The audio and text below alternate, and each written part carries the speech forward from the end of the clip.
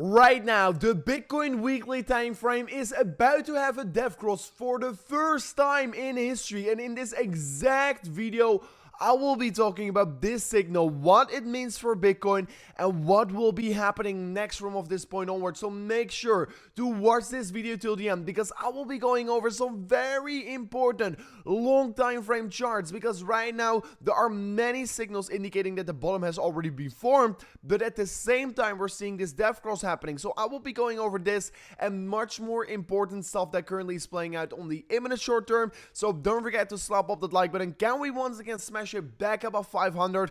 That will be absolutely incredible. And with that being said, let me jump straight away in towards the content. And once looking at the imminent short term of Bitcoin, we can see that currently it is Saturday, and usually over the course of the weekend the Bitcoin volatility tends to come down. And if we do see these big moves over the course of the weekend, just like we saw last weekend over here where we were pumping on the weekend, we will probably dump on the Monday to fill up the CME gaps. So if we do have any significant moves over the course of the weekend, I will be either short it if we are going to pump, and also long it if we are going to be dumping. And nevertheless, I am still expecting that we're just going to see a lot of sideways price action and price consolidation over the course of the weekend for Bitcoin.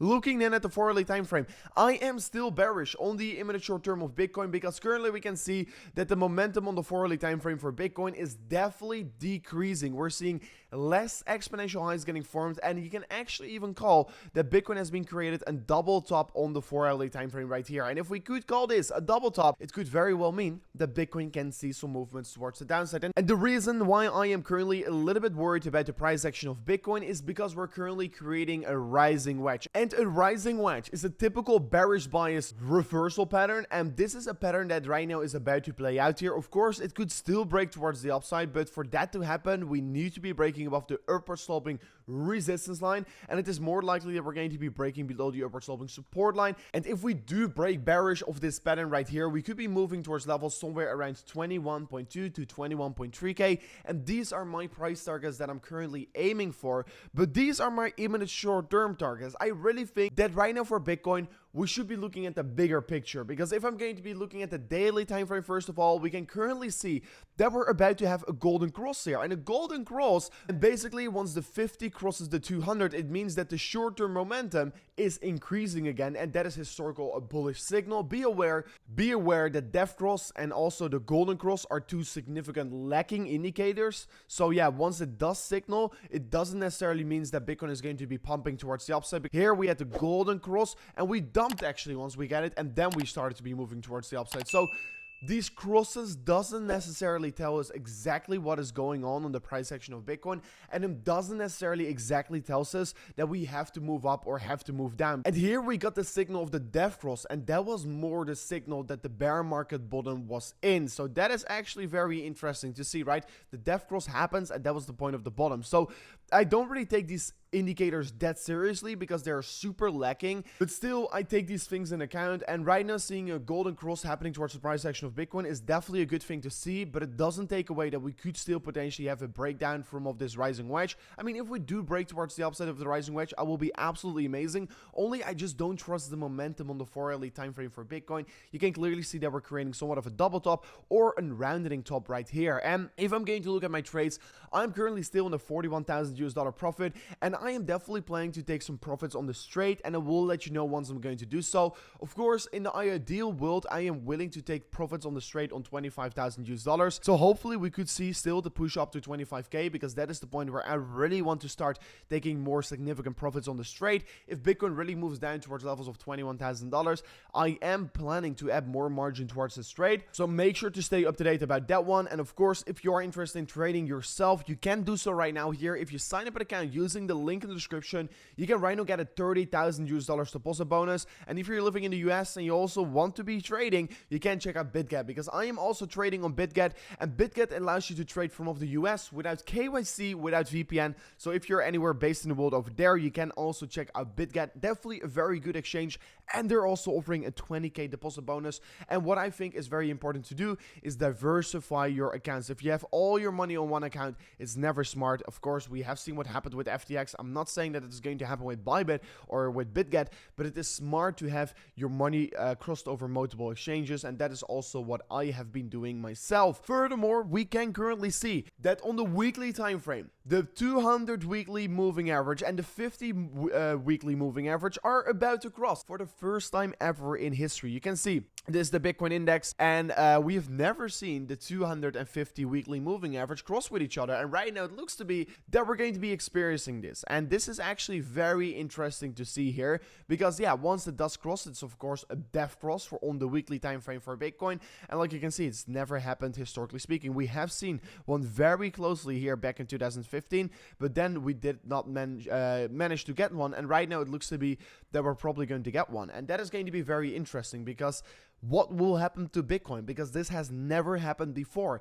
Personally, what I expect is that it is not really going to matter. What I do think is going to be important is that the 250 weekly moving average are going to be a very big level of resistance. You can see that they're meeting towards each other, and look at what level they're meeting. They're meeting exactly on the 25,000 US dollars. So if we are going to have another push towards the upside, that is the reason why I'm going to take some profits off the table, because 25k is first of all the low of the Luna crash, it's also the high of this bear market recovery phase, and it's also coming together with the 50 and 200 weekly moving average, and yeah, it's probably going to be acting as a lot of resistance. So that is why I'm willing to take some profits off the table once Bitcoin hits $25,000. If we do break above it, then things are definitely going to be looking very good again here. The death cross, I'm not really worried about it, because like I told you, it's a very lacking indicator, and since Bitcoin is of course progressing over time with less exponential returns, it is only likely that we were going to see this. And yeah, right now it's about to happen, but I don't think it's the end of the world for Bitcoin, because if I am actually looking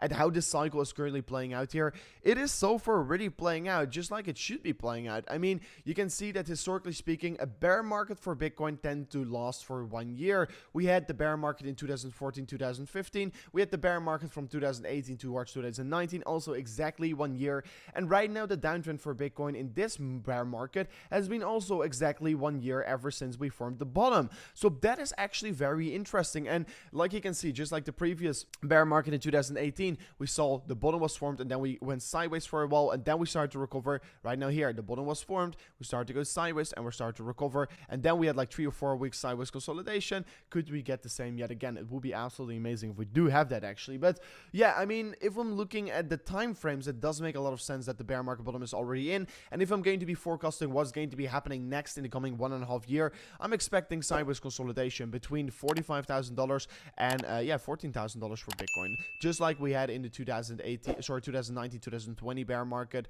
recovery phase. We're probably going to go and see a lot of sideways price action for Bitcoin, and that is just what it is right now. That is what we are expecting, and that is the most likeliest case that's going to be happening for Bitcoin.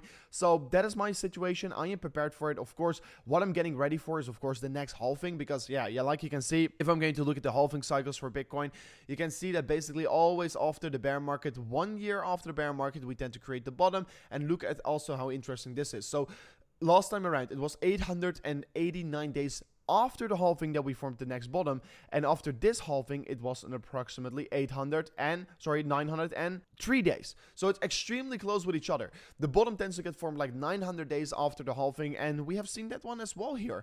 And if I'm going to be looking about what historically speaking happens right now for Bitcoin, is just a small rally, not a big one, a small rally and a lot of sideways consolidation up towards the next halving cycle. And once the halving hits, that is where we were going to see like another 6 months of consolidation, and then we will be seeing the next bull run. And that is also exactly what I am expecting: sideways consolidation and then next bull run. So right now things on the bigger perspective are still looking good here. I don't think there's any reason to worry about this death cross on the weekly time frame. Yes, it is definitely a thing that I don't like to see here. It's definitely a thing that I would rather not see, but the thing and the fact is here is that the weekly time frame moving averages are lacking indicators, and once it crosses, it's a lacking indication that the bear market is coming, or that the bear market is there. So make sure to pay attention for that. The signal has never flashed before, so maybe it's going to be bringing a lot of pain towards the markets. We don't know here, but yes, on the immediate short term, I am still bearish, a little bit bearish here. If we do break towards the upside, it will be amazing. But this was it for me on today's update video. I truly hope you did enjoy it. If you did enjoy it, don't forget to subscribe to the channel, and I'll see you guys on the next one. Peace out. Goodbye.